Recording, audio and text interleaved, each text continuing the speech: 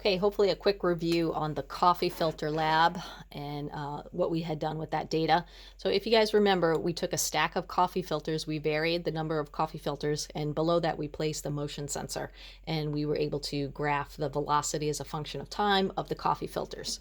So what's going on as time goes on? So if we look at the free body diagram, we have this weight vector of the coffee filters, which we could vary for the different trials that we did. But what we noticed was when we looked at the velocity versus time graph of the data, time and velocity, we noticed that the velocity started at 0 from the instant that it was dropped, increased, but then it started to level off and kind of approach asymptotically, not a great picture there, what we call the terminal velocity. So in order to see this changing velocity that is nonlinear, that indicates that the acceleration is also nonlinear, which is also indicating that our net force must also be changing. So this was our first exposure to a varying net force.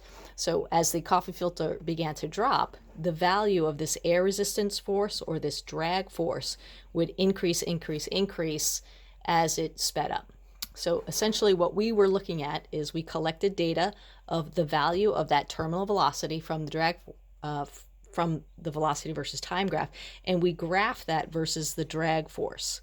So the drag force versus the terminal velocity, remembering that this drag force was going to be equal to the weight of the coffee filter stack. So that's what we varied.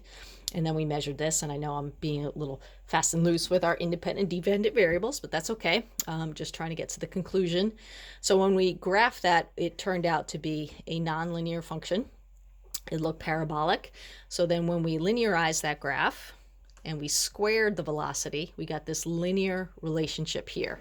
So the regression equation that we developed was that our drag force was going to be equal to some constant value, which represented what was constant in the lab, times the velocity squared.